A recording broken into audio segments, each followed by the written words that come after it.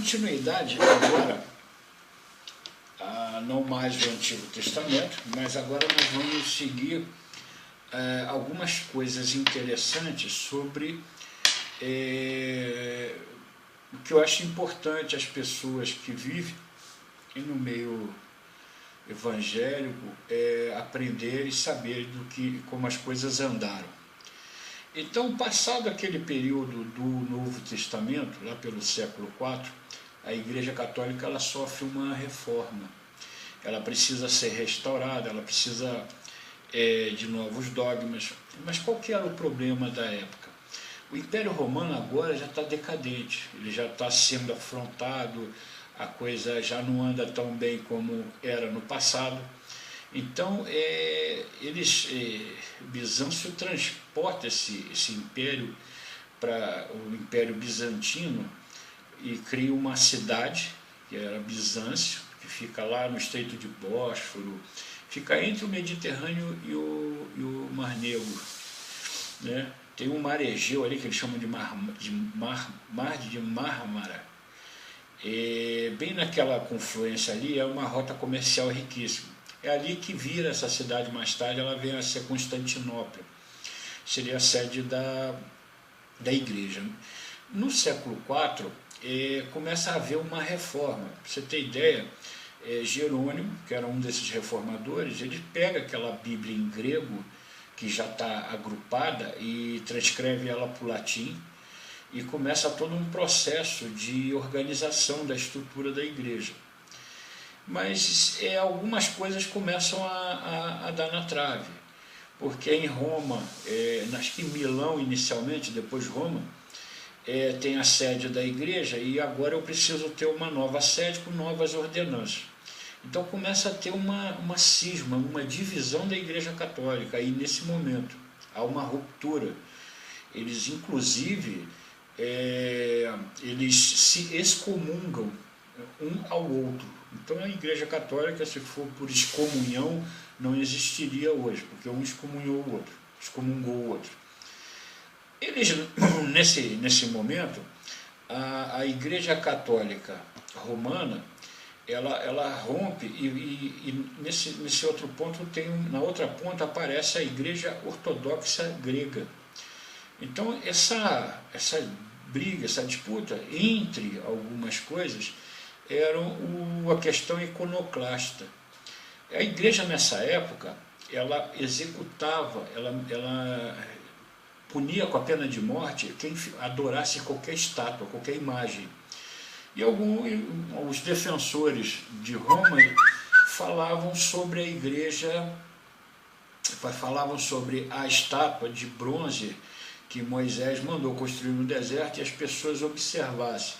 Mas a ideia daquela estátua é para não esquecer que houve uma praga de serpente no meio do deserto quando o povo começou a se tornar inquieto, não seguir ordens, e houve um evento. Moisés manda fazer uma serpente de bronze, e aquele grupo que apoia as imagens alegava que não, se Moisés mandou fazer, por que nós não podemos? Entrava muito dinheiro nessa época para as igrejas por causa dessa venda de imagens. A população ainda tinha toda aquela ligação muito forte com Semíramis, Nimrod, Tamuz, eram pagãos que gostavam de imagem. Então isso gerou uma ruptura, uma cisma na igreja. Atualmente essa igreja foi para a Rússia, então a Igreja Católica ela tem dois segmentos, mas agora nesse ponto ela vai para Constantinopla, e a característica básica entre as duas é que aqui está em Constantinopla, o governo manda nela, o que está em Roma, o principado papal manda na estrutura governamental da época. E eles vão vivendo assim durante um bom tempo,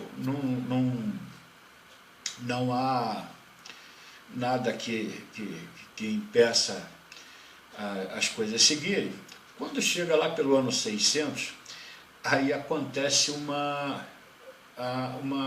que aparecem mas uma ramificação oriunda de Abraão, que são os muçulmanos.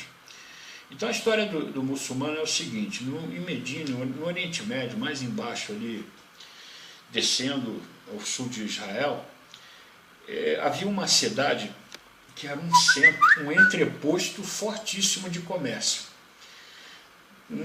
Uma rota comercial onde muita gente cruzava ali para comprar e vender produtos. Era uma cidade próspera. Nessa cidade, vamos dizer, o prefeito dessa cidade mandou construir um templo que chamava-se Kaaba, um templo circular, e em cada ponto assim na parede tinha um poste ídolo, e cada povo que vinha negociar na cidade que tivesse uma religião diferente, colocaria ali o seu poste de oração. Então eram de diversos pontos, e um desses postes havia um pedestal com uma pedra negra, que é aquela da Agar, a egípcia, a mulher de Abraão, a concubina. Lembra aquela mulher que Sara não podia engravidar, deu a empregada dela, e Abraão fez um filho, que era Ismael?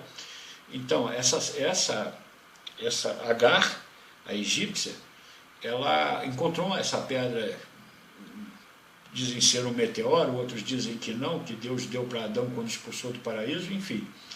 Foi parar lá, em cima de um pedestal, onde as pessoas que adorassem a Deus iam para lá.